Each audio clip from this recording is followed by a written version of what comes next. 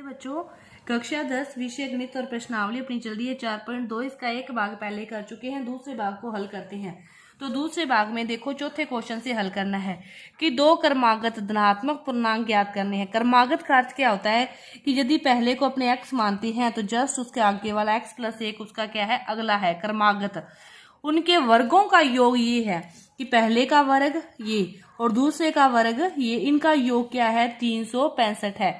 इसको हल करो, x² प्लस इसको a + b² सूत्र से हल करोगे तो ये अपने पास ये बनेगा = 365। एक x² और एक x² 2x² प्लस 2x इस साइड आएगा तो 365 में से एक जाएगा तो 364 बराबर 0। 2 कॉमन आ रहा है, ले लिया तो x² x, यहाँ पे क्या बचेगा 182 = 0। वही सेम बन गया, पहले की तरह वही सेम बन गया।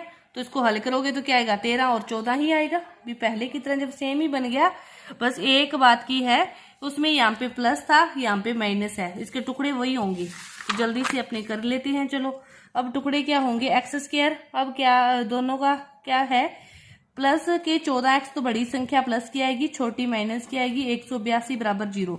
ये दो इनमें से कॉमन लिया तो x + 14 माइनस के 13 कॉमन लिए तो x + 14।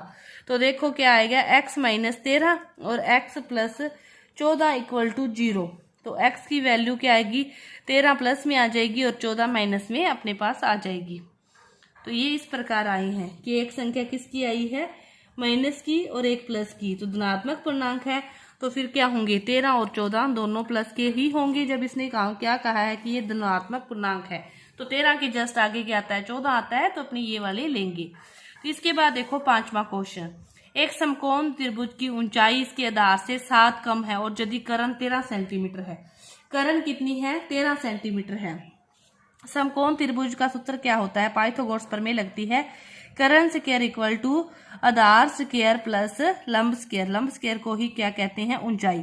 इसने क्या कहा, जो उसकी ऊंचाई है आधार से 7 कम है, कि यदि आधार को x मानते हो तो ऊंचाई फिर क्या हो जाएगी x - 7। ऊंचाई क्या हो जाएगी x - 7। सारी वैल्यू रख दो, आधार की जगह x रख दिया, ऊंचाई की जगह x - 7 का स्क्वायर रख दिया। कर्ण कितना है 13 का स्क्वायर, 13 का स्क्वायर 169। ये हो गया x²। इसकी होल स्क्वायर खोलोगे तो अपने पास आ जाएगा 7 दूनी 14x। सभी को एक साइड कर लो तो ये क्या हो गया 2x²। ये अपने पास आ गया 14x। ये माइनस में आएगा इस साइड 169 और प्लस के पड़े हैं 49 = 0। तो क्या हो गया 2x² - 14x। इसमें से जाएगा तो अपने पास ये बचेगा 120 = 0। अब देखो 2 कॉमन आ रहा है तो ले लो, तो क्या हो गया x² - 7x और -60 = 0। तो ऐसे टुकड़े करने हैं कि गुना करने पर तो क्या आए 60 आए और जोड़ने घटाने पर क्या आए अपने पास 7 आए। तो ऐसे टुकड़े क्या होंगे 12 × 5 = 60। क्या होंगे 12 × 5 = 60। माइनस के 12x होंगे और प्लस के 5x माइनस का 60 बराबर 0। ये दोनों। अब देखो इन दोनों में से x को कॉमन लिया पहले वालों में से तो x - 12, फिर 5 को कॉमन लोगे तो x - 12 बराबर 0। x + 5 आएगा और x माइनस के आएंगे 12 बराबर 0 और x की वैल्यू फिर क्या आएगी 12 और -5। तो देखो जो भुजाएं होती है वो हमेशा क्या होती है, प्लस में होती है। तो फिर वो पहली भुजा 12 होगी, ऊंचाई 12 होगी तो वो आधार, तो फिर वो 12 में से 7 गया तो ऊंचाई कितनी होगी अपने पास 5 आ गई। इस प्रकार क्या करते हैं, इसको हल करते हैं।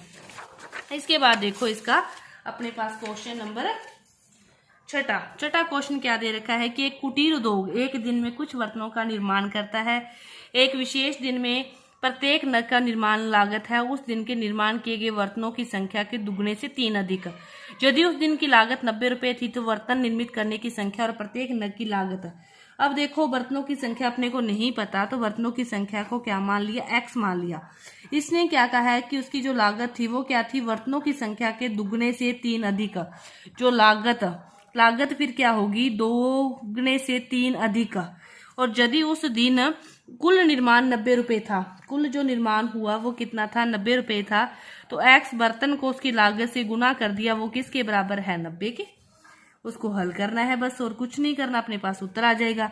तो क्या हो जाएगा 2x² + 3x, 90 इस साइड आगे 0। अब क्या करना है 3 के ऐसे टुकड़े करने हैं कि जोड़ने घटाने पर तो क्या आए अपने पास 3 आए और गुणा करने पर क्या आए 90 आए। तो ऐसे टुकड़े होंगे अपने पास 15 दूनी 30, 15 को 12 से करोगे तो 15 दूनी 3 और 15 को 15 3 18, 180 आना चाहिए ना, 180 हाँ।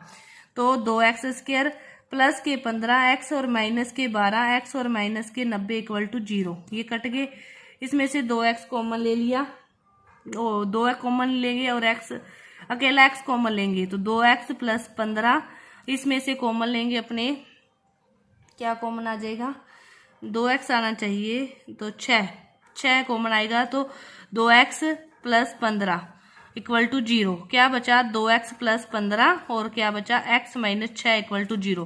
तो x की वैल्यू एक तो 6 आ गई, एक क्या आई 15/2। तो 15/2 x क्या था वर्तनों की संख्या थी, तो 15/2 तो वर्तनों की संख्या नहीं हो सकती। क्या आ गई वर्तनों की संख्या 6। तो फिर लागत 6 दूनी 12 और 3 कितनी होगी 15 रुपए। लागत यदि वर्तनों की संख्या 6 होगी तो लागत कितनी होगी 15 रुपए होगी। तो ये अपनी जो प्रश्नावली थी 4.2 पूरी हुई। 4.3 को अपने अगली वीडियो में करेंगे। धन्यवाद।